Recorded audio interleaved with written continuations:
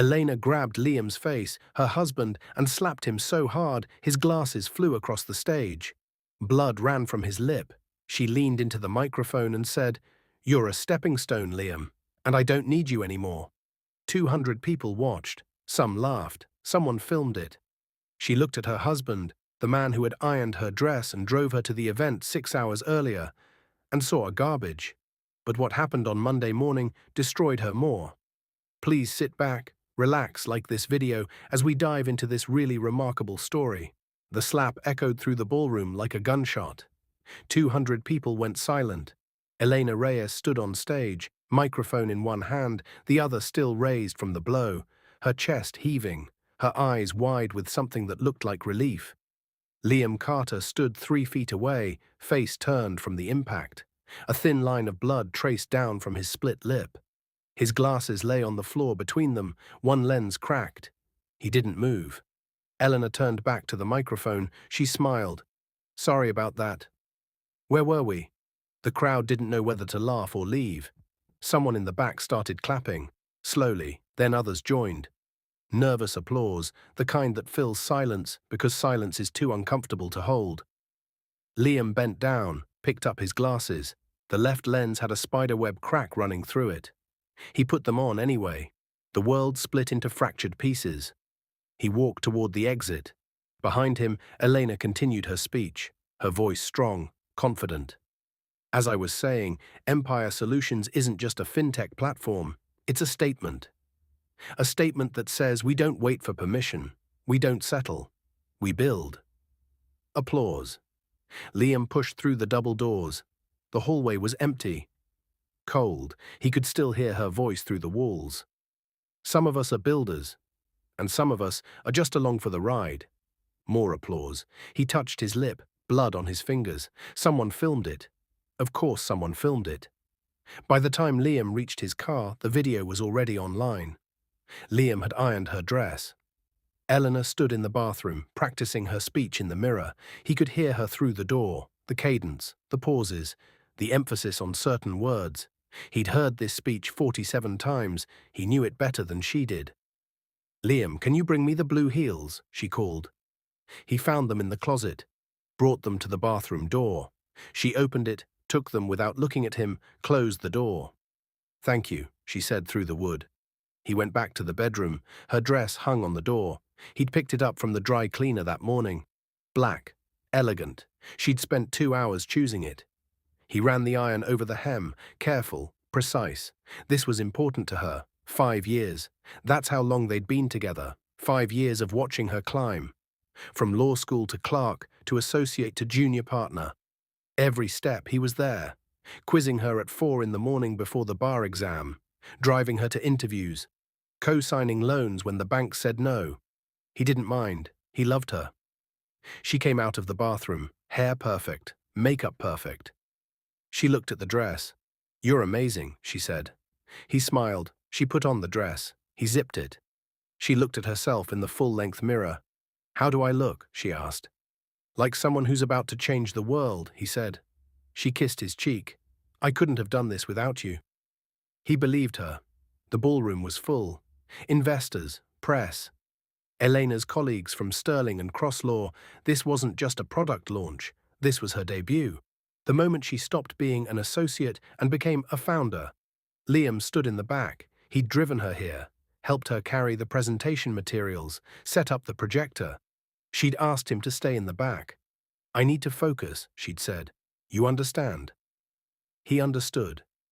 The lights dimmed. Elena walked on stage. Applause. She looked out at the crowd. Her eyes found him for a second, then moved on. She began her speech.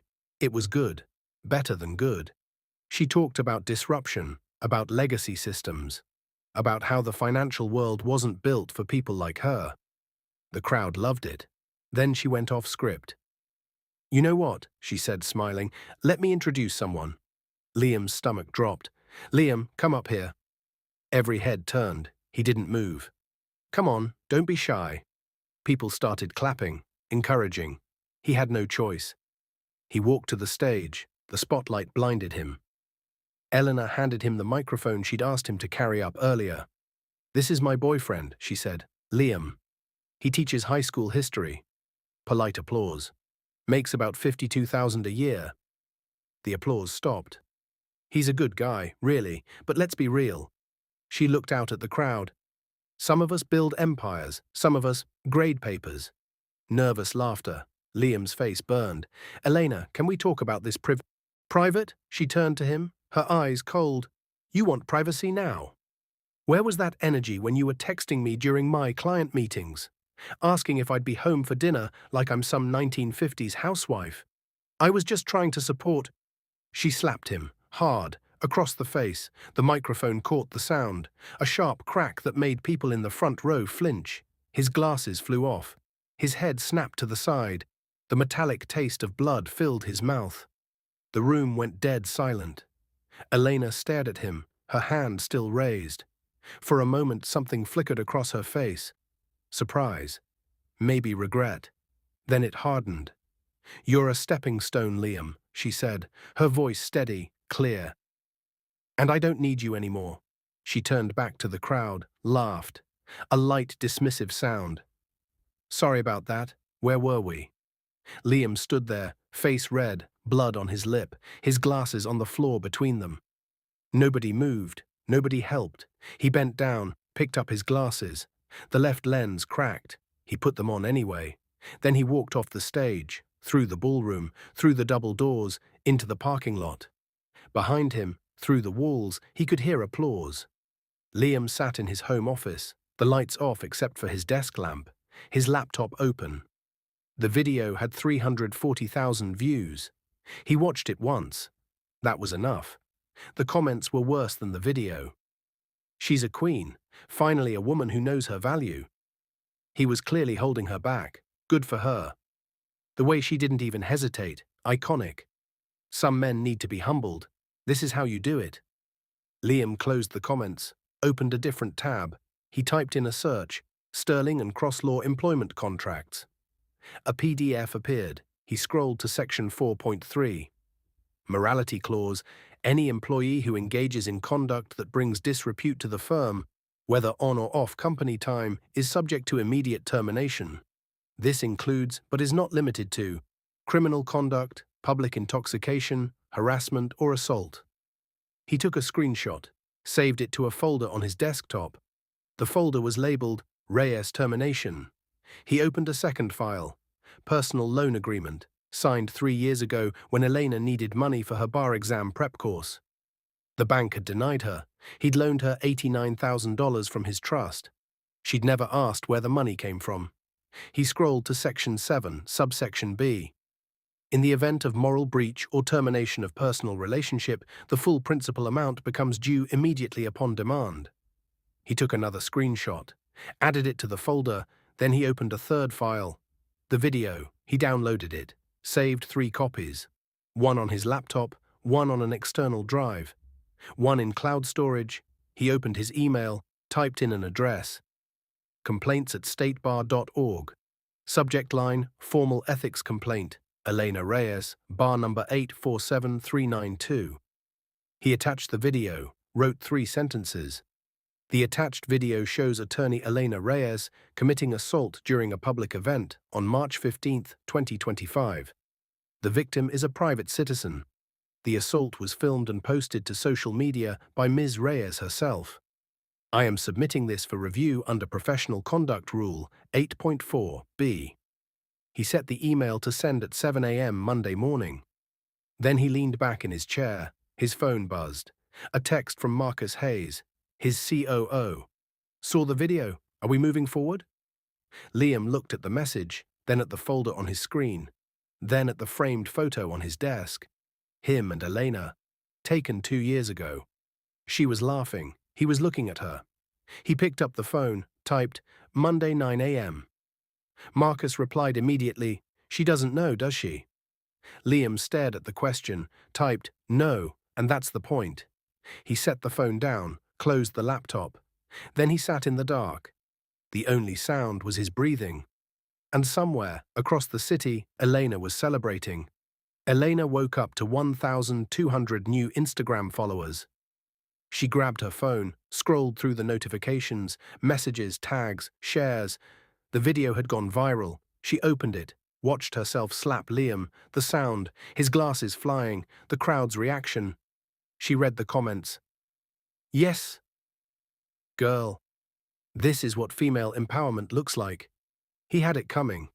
She smiled, then she opened Instagram stories, took a photo of her hand. Fresh manicure, red nails. She'd gotten them done yesterday morning. Caption, sometimes you have to cut dead weight with your own hands. Hashtag self-made, hashtag no apologies. She posted it. Within 5 minutes, 43 people liked it. One comment stood out. Did you really slap him? Elena replied. He needed to wake up. She put the phone down, made coffee, sat on her balcony. The city stretched out below her, the sun warm, the air clean. She felt light, free. For the first time in years, she didn't feel guilty. Elena sat at brunch with 3 friends. High-end restaurant, outdoor seating, mimosas. They'd been talking about the video for 20 minutes. I can't believe you actually did it, said Rebecca, laughing. I can't believe it took me this long, Elena said. But in public, in front of investors, said Jenna. Why not? They needed to see the real me, not the version that plays nice. What did he say after? Asked Rebecca. Nothing. He just left, picked up his glasses and walked out like a sad little...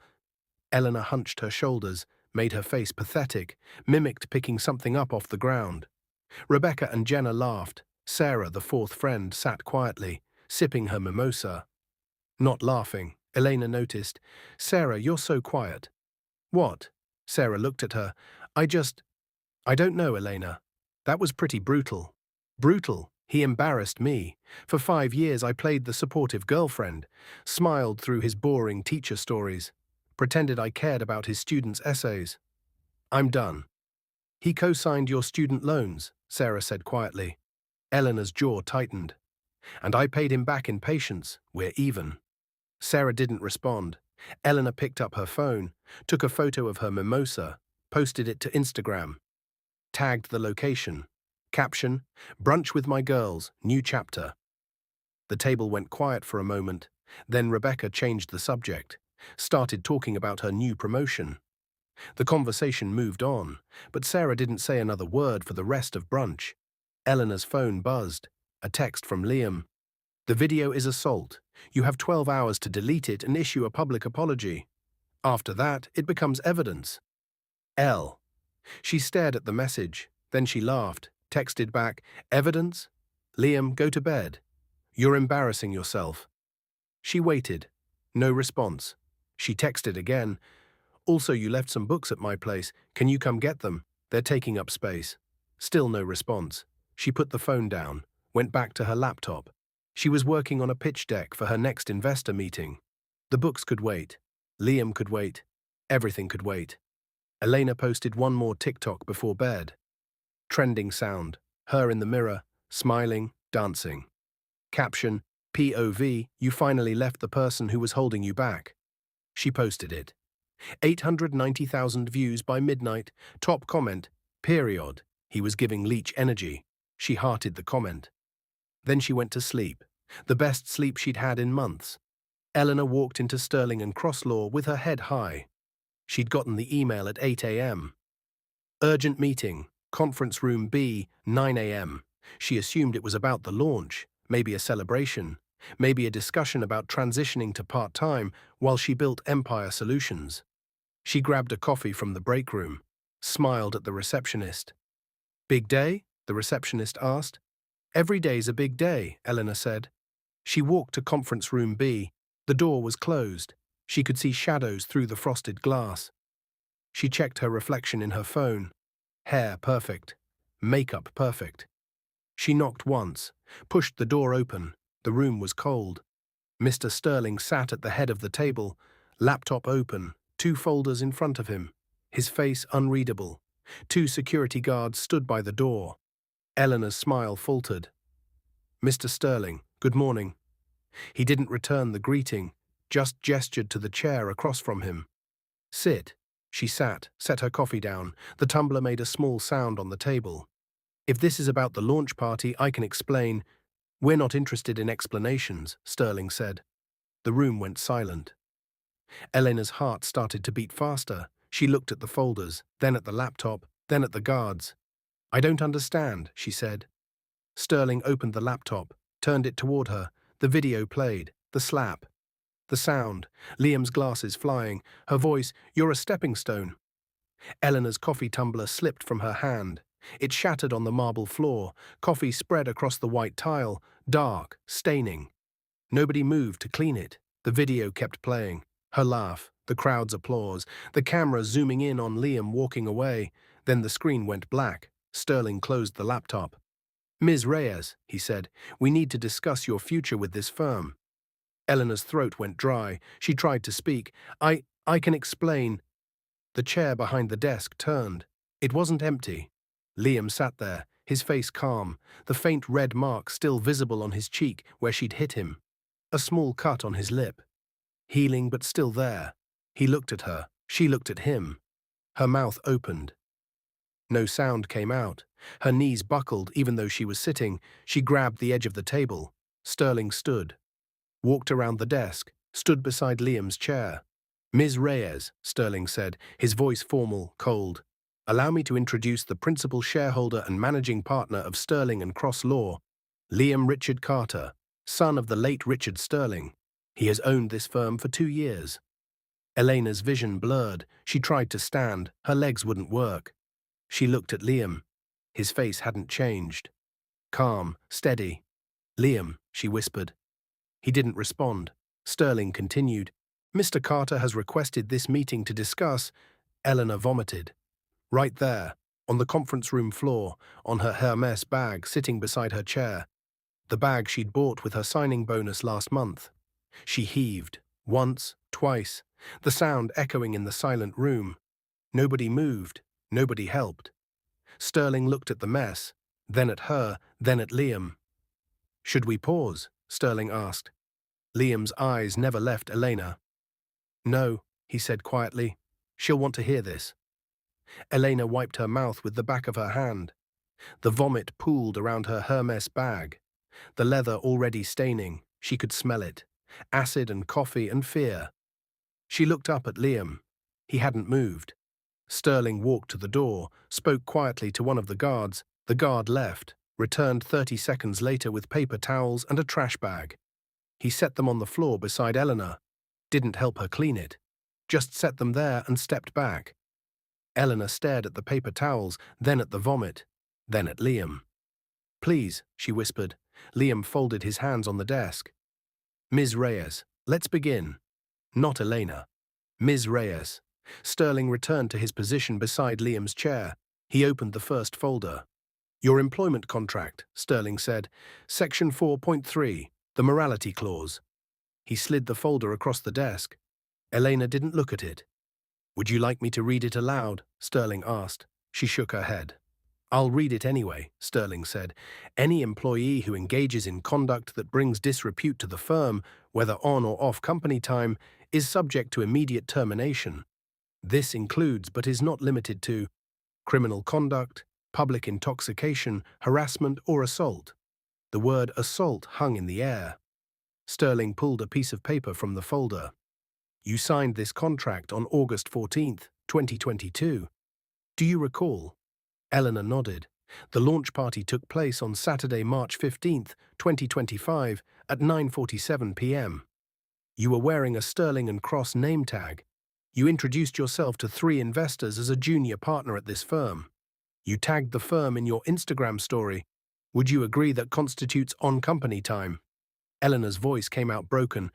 "I didn't think—" "No," Liam said. "You didn't." She looked at him, really looked, the calm in his eyes, the stillness. This wasn't anger. This was something colder. This was calculation. Sterling continued. "At 9:47 p.m., you committed assault against a private citizen. On camera, in front of 200 witnesses. You then posted the video to your personal Instagram account, where it received 340,000 views in 6 hours. As of this morning, it has 2.1 million views." He turned the laptop toward her again. "The State Bar of California received a formal complaint at 7 a.m. this morning. Professional Conduct Rule 8.4b. A lawyer shall not commit a criminal act that reflects adversely on the lawyer's honesty, trustworthiness, or fitness to practice law. Elena's hand started shaking. Sterling slid another document across the desk. This is a copy of the complaint. It includes the video, timestamp, witnesses, and a statement from the victim. Elena looked at Liam. You filed a complaint against me. I documented a crime, Liam said. You committed it. Liam, please, Mr. Carter. The words hit her like a second slap. She tried again. Mr. Carter, I'm sorry, I was stressed. The launch was... Do you know what happens during a bar investigation? Liam asked. She didn't answer. They interview witnesses. They review evidence. They assess character and fitness. The process takes 6 to 18 months. During that time, your license is placed on hold. You can't practice law. You can't represent clients. You can't work as an attorney. Elena's breathing quickened. But that's just the bar, Liam continued. Let's talk about this firm. He nodded to Sterling. Sterling opened the second folder. Effective immediately, your employment with Sterling and Cross Law is terminated. For cause, under Section 4.3 of your contract. Elena's vision blurred. You can't, we can, and we have. Your termination is effective as of 8 a.m. this morning. Your access to the building has been revoked.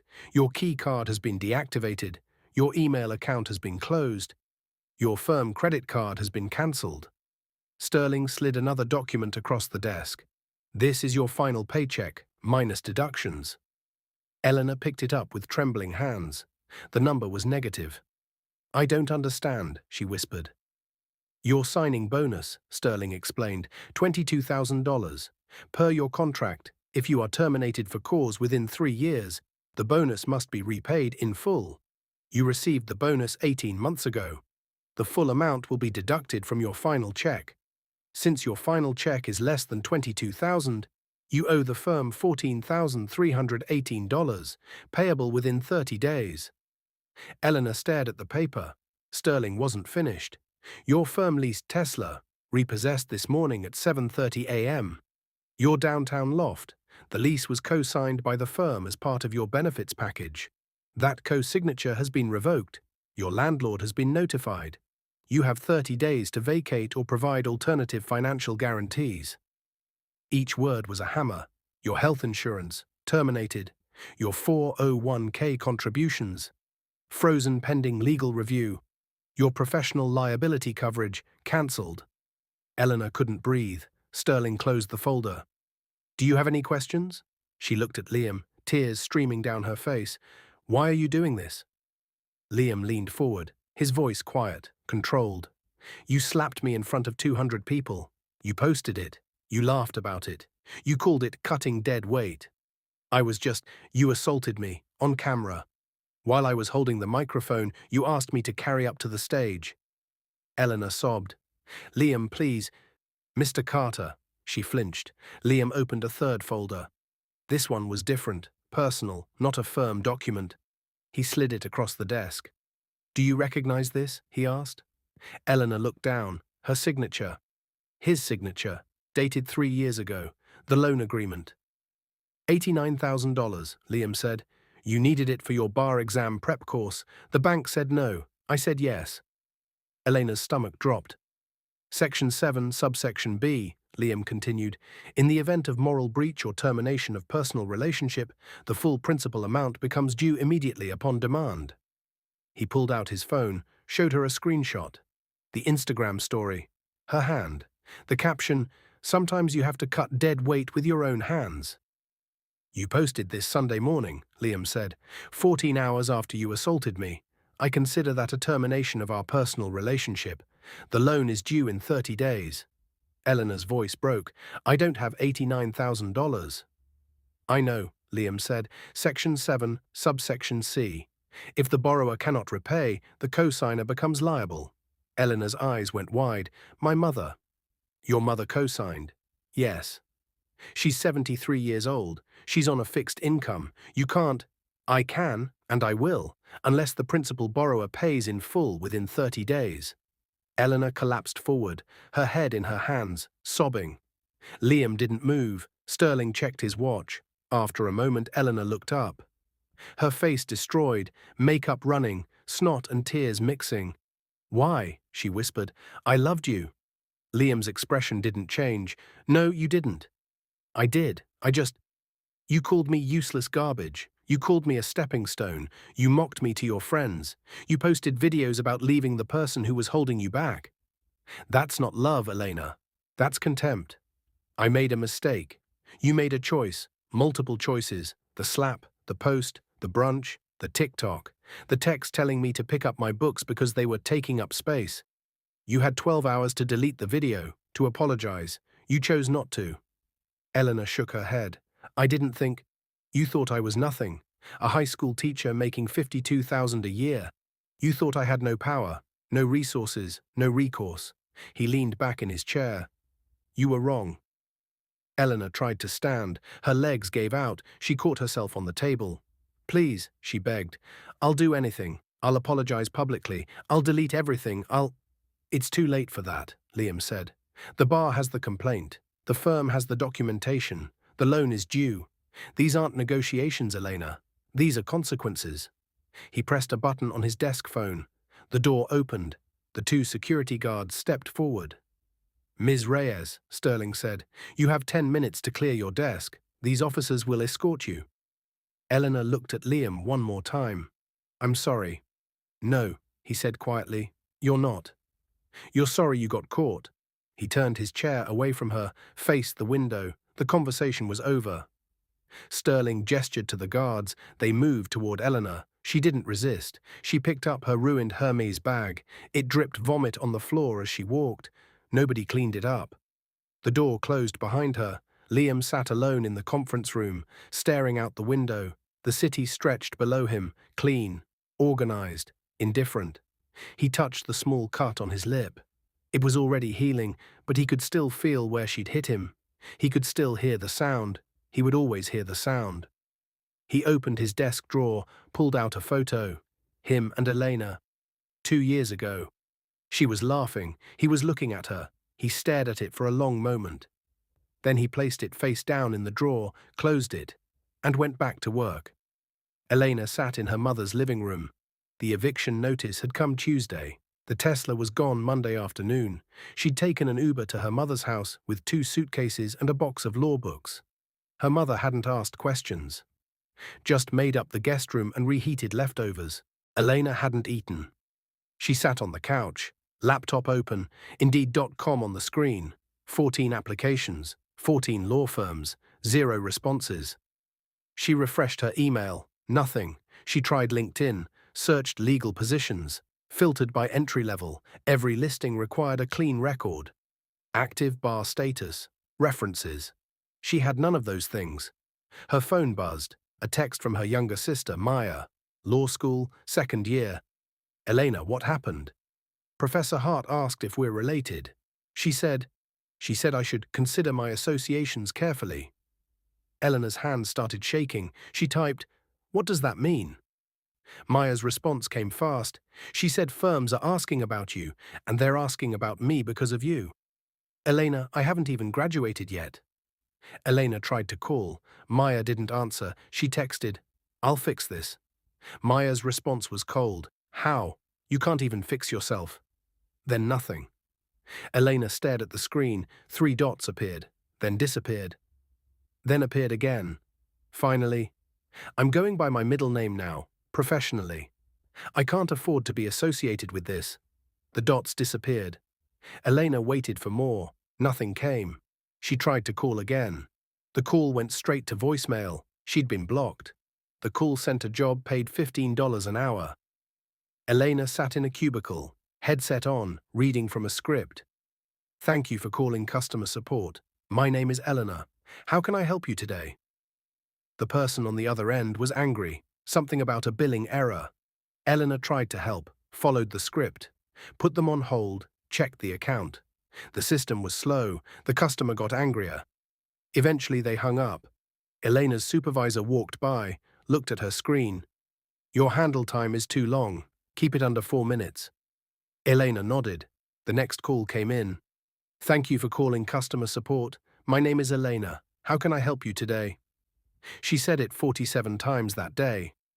When she got home, her mother was in the kitchen, making dinner. How was work? Her mother asked. Fine, Elena lied. She went to the guest room, closed the door, sat on the bed. Her law degree hung on the wall, still framed, still perfect. It felt like it belonged to someone else. She opened her laptop, checked her email. One new message. Subject, State Bar of California, case status update. She clicked it. Your application for active status is currently on hold pending the outcome of an ongoing investigation. Estimated timeline, 6 to 18 months. You will be notified of any updates. 6 to 18 months. She closed the laptop, lay back on the bed, stared at the ceiling. Her phone buzzed. A notification. Instagram. Someone had tagged her in a post. She opened it. It was the video, the slap. Reposted by a career motivation account. Caption: when you finally cut toxic people out of your life, hashtag boss moves, hashtag know your worth. 2.8 million views. 12,000 comments. She scrolled through them. Iconic. She did what needed to be done. That man was clearly holding her back. She kept scrolling. Then she saw one comment, different from the rest. Update: she got fired.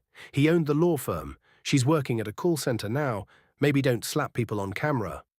43 replies. She didn't read them. She closed the app, deleted Instagram from her phone, then TikTok, then LinkedIn. She sat in the dark. The only sound was her breathing. And somewhere across the city, Liam was at his desk. Sarah called. Elena almost didn't answer, but she did. Hey, Sarah said. Hey, Elena replied. Silence. I saw the news, Sarah said carefully, about the firm. Yeah. Are you okay? Elena laughed. It sounded hollow. What do you think? More silence. I'm sorry, Sarah said. For what? For not saying something. At brunch. I should have. It wouldn't have mattered. Maybe. Elena waited. There was something else. She could hear it in Sarah's voice. I need to tell you something, Sarah said. Elena's stomach tightened. What? I forwarded the video to the Bar Association. The words landed like stones. What? After brunch. I went home and I couldn't stop thinking about it. What you did. How you laughed about it. I filed an anonymous complaint. Elena couldn't speak. I'm sorry, Sarah said, but he didn't deserve that. And you weren't the person I thought you were. Sarah, I can't be your friend anymore, Elena. I'm sorry. The line went dead. Elena sat there, phone in her hand. The room was dark. She didn't turn on the lights. The loan was due today. Elena didn't have $89,000. Her mother didn't have $89,000. At 9 a.m., her mother's phone rang. Elena watched her answer it, watched her face change, watched her sit down slowly. Yes, her mother said into the phone. I understand. Yes, I co-signed. I remember. A pause. 30 days. But I don't. Another pause. I see. Yes. Thank you. She hung up, looked at Elena. That was a lawyer, her mother said quietly.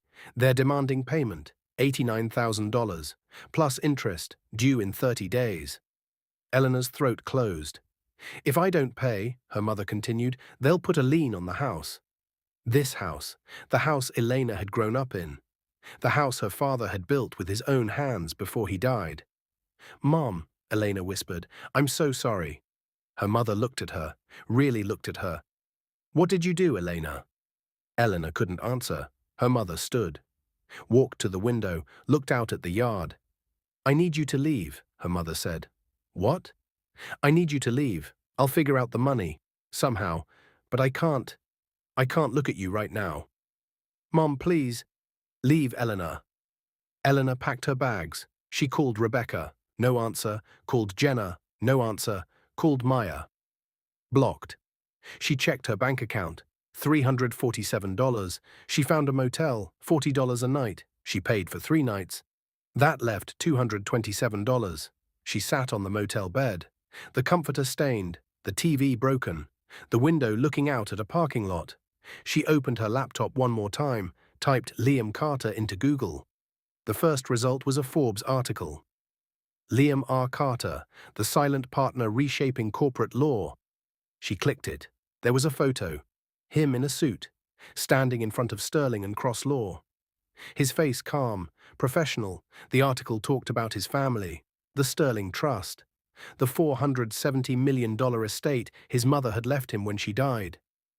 It talked about how he'd built the firm quietly, bought it at 26, grew it into one of the top corporate law practices in the state. It mentioned his philanthropy, his donations to schools, his scholarship fund for first-generation law students. At the bottom of the article, one quote, "Some people think power is loud. It's not. It's paperwork." Elena closed the laptop, lay back on the motel bed, stared at the ceiling. The water stain above her head looked like a hand. Open, reaching, she closed her eyes. And for the first time since the launch party, she understood. She'd called him a stepping stone. But stepping stones don't break. They hold you up. And when you kick them, you're the one who falls. Liam sat in his office, early morning. The city still waking up. His desk was clean, organized. A cup of coffee, a stack of contracts, a framed photo of his mother. The photo of Elena was still in the drawer. He hadn't looked at it in weeks. His phone buzzed, a text from Marcus. Reyes bar hearing postponed. 12 more months. Liam didn't respond. He opened his laptop, checked his calendar, a full day, meetings, depositions, a client lunch. He finished his coffee, put on his jacket, walked to the window. The city stretched below, clean, organized, moving forward. He touched the spot on his lip. The scar was barely visible now, but he could still feel it if he pressed hard enough. He didn't press. He turned away from the window and went to work. Across the city, Elena sat in a different call center. Her third job in 3 months. The headset dug into her ear. "Thank you for calling customer support.